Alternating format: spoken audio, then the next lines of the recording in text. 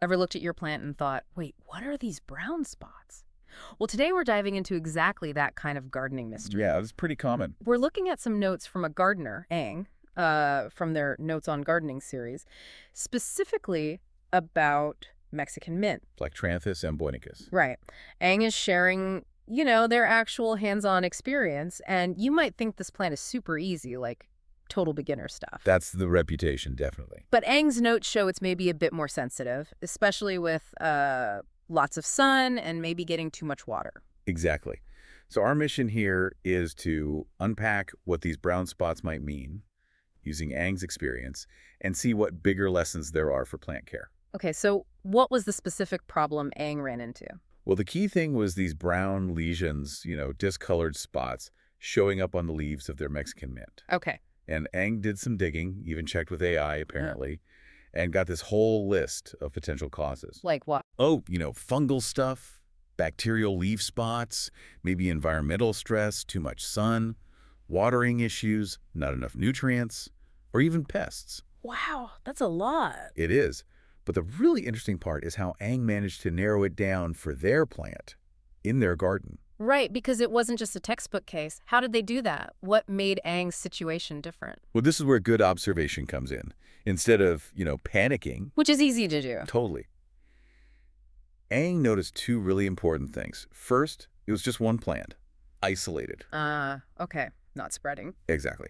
And second, the spots themselves, they were dry, kind of crispy, not soft or mushy or, rapidly getting bigger like you might expect with some nasty fungus. So dry and isolated, what did that point towards then? It strongly suggested it wasn't some big contagious disease sweeping through. It pointed much more towards localized environmental stress. Meaning? Most likely a specific watering issue.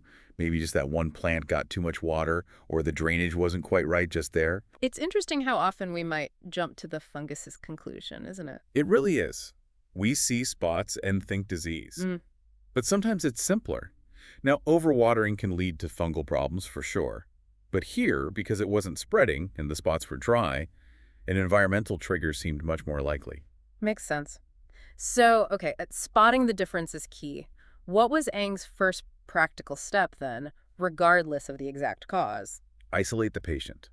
Move that plant away from the others. Right. Then watch it closely, see if anything changes, and give it the right care based on what you suspect.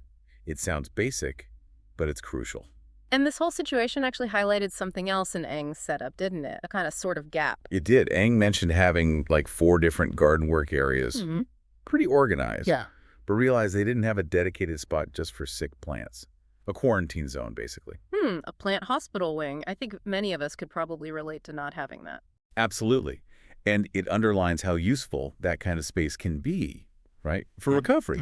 Ang's now thinking about how to adjust their spaces for that kind of plant care management. That's a really practical takeaway. It is. So bringing it all together, what does this dive into Ang's Mexican mint notes mean for you listening at home? Well, it shows even plants we think are easy can throw us curveballs. Yeah, no plant is truly foolproof.